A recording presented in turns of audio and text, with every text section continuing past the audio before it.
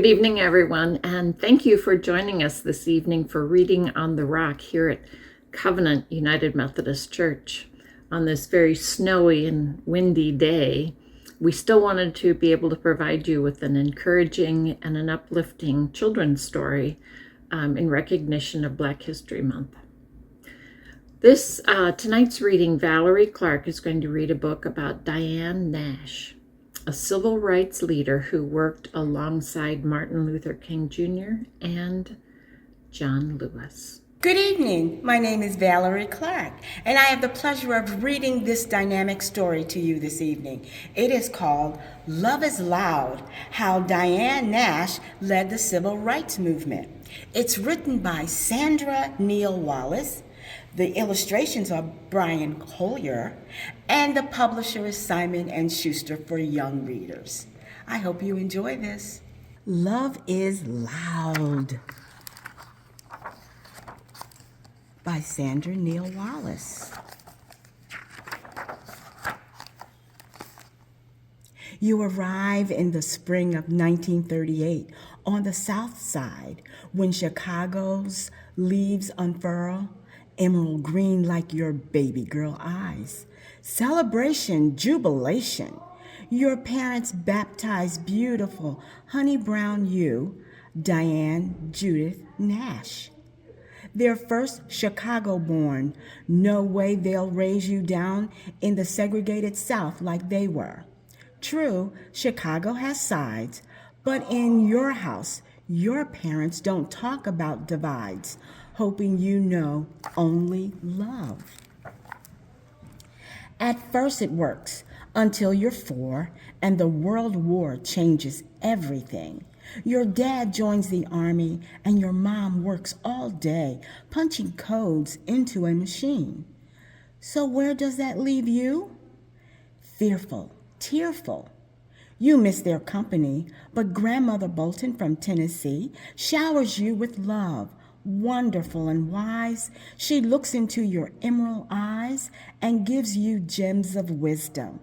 You are more precious than all the diamonds in the world, she'd say, stroking your hair.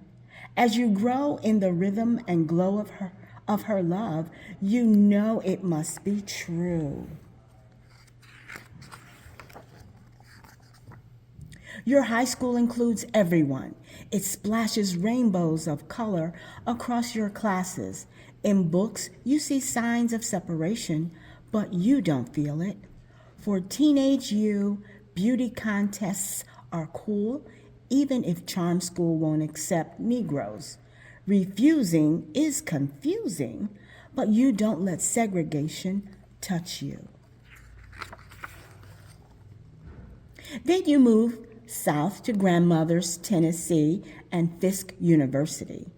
Your Nashville friends take you to the fair where the air is filled with sticky sugar smells of cotton candy, and suddenly you see it up close between roller coasters and roiling and corn dog fryers, bubble boiling. 2 signs for bathrooms, white and colored. Cheeks burning from the heat of humiliation, now you feel the sting of segregation. Your friends tell you it's always been this way. They say to go along to get along, but you don't follow rules if the rules are wrong. Your grandmother raised you with the rhythm of love, and it echoes in your heart. Proud to be beautiful, honey brown. No way a sign could say that you are less.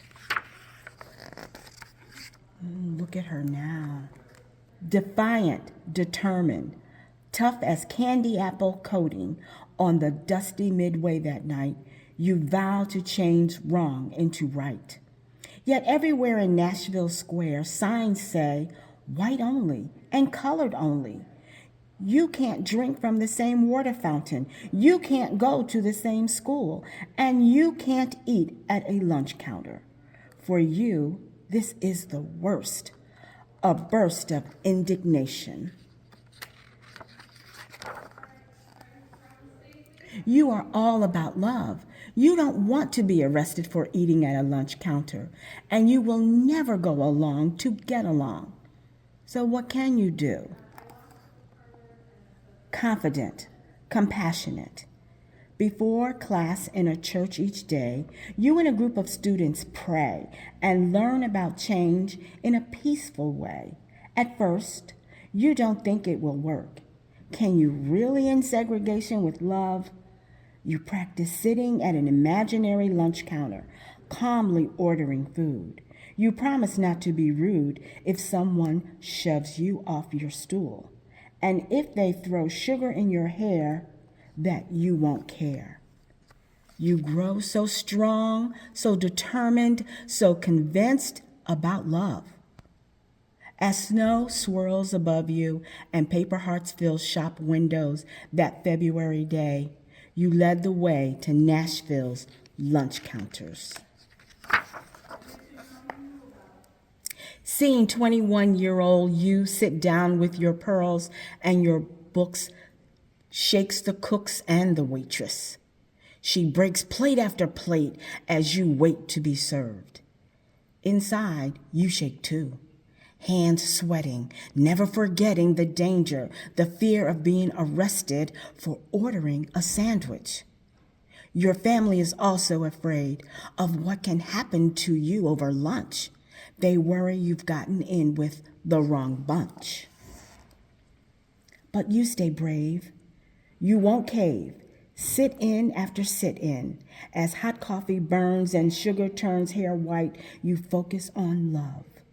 And when you get arrested for ordering a sandwich, more students fill the seats each week. 100, 200, 300 strong.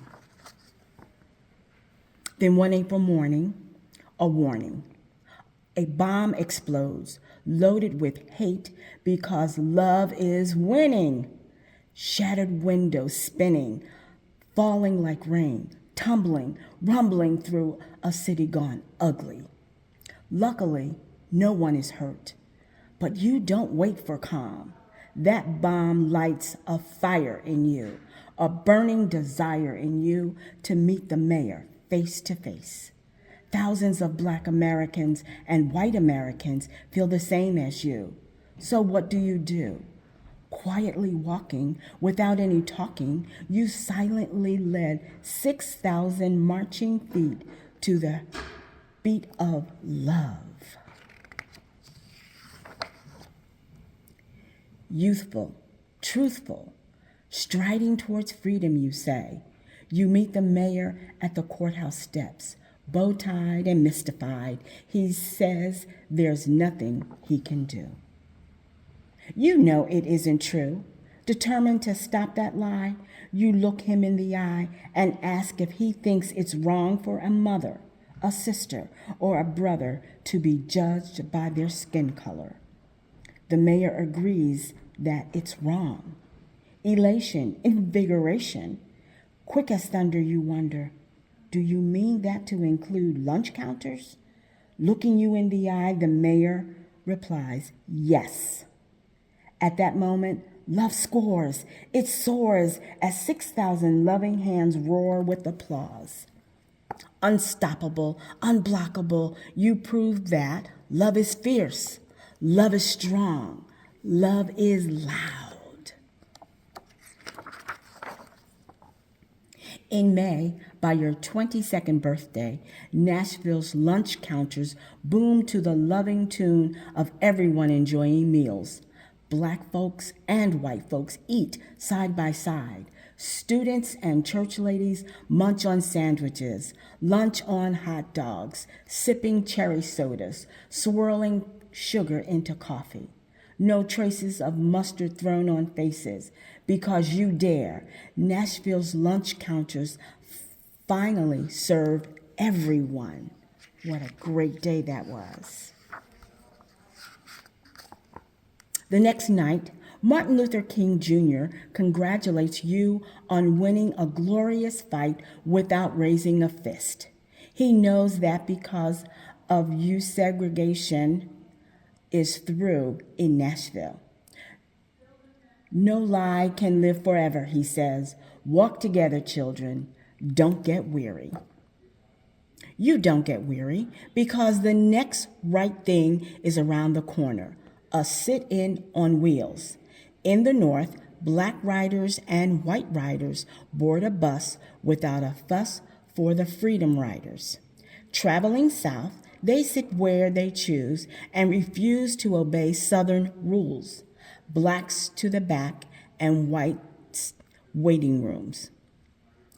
Because the law of the land says everyone is free to sit or stand together in a bus traveling across America.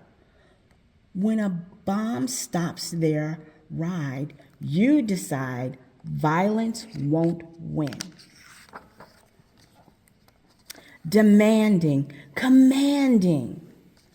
On your 23rd birthday, you keep freedom riding with students from Tennessee who want to be on that bus. No hiding, no fighting back if attacked.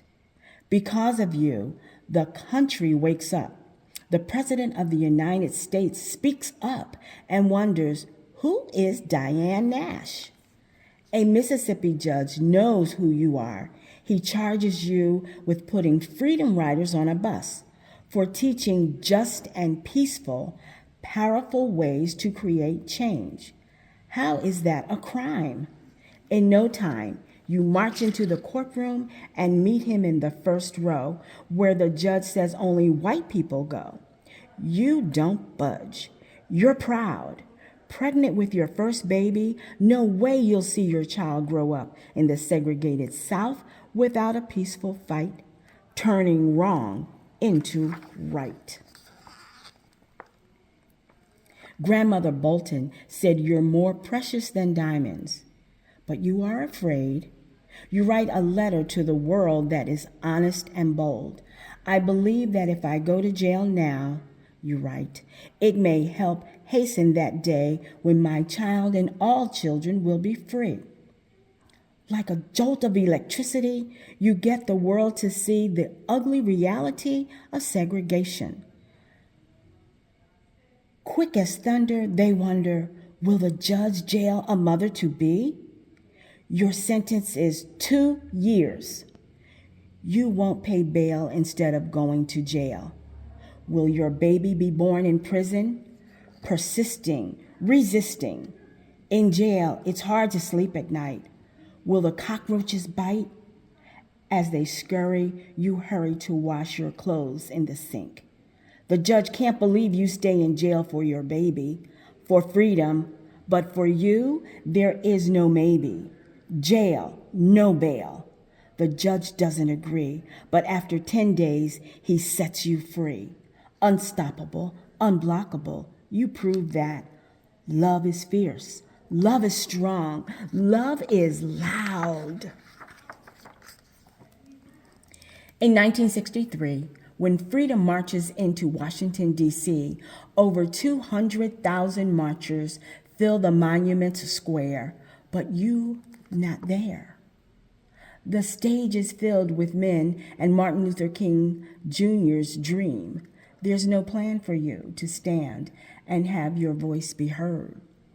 Anxiously, urgently, only 2 weeks later, a bomb kills 4 young girls in a Birmingham church. It hurts so much that you know change must come now. But how? What can you do? For the first time, you think violence might win until you begin to see the next right thing. Because you have a dream too. It's not too late to vote out hate. If thousands of people can march on Washington for freedom, why not in Alabama, where Black people are denied the right to vote?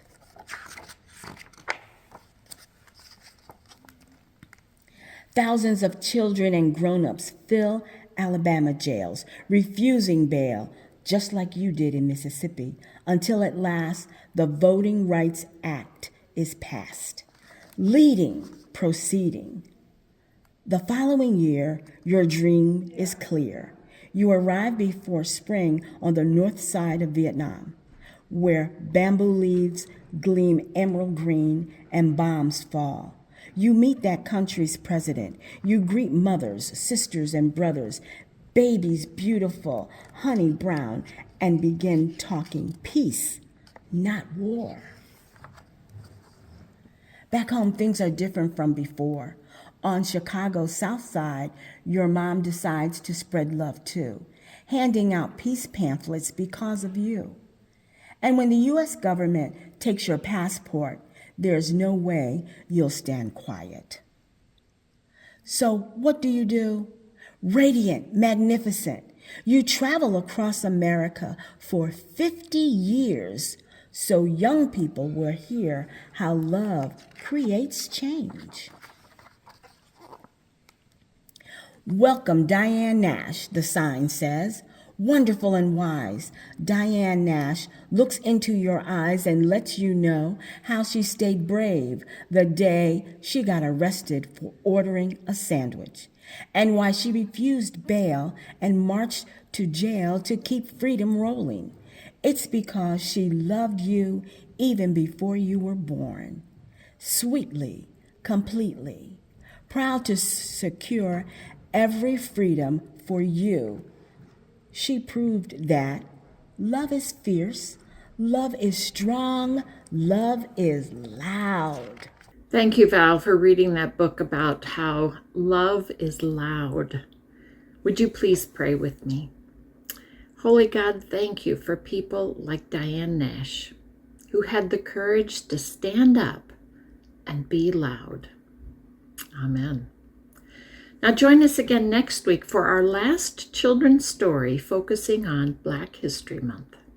Good night.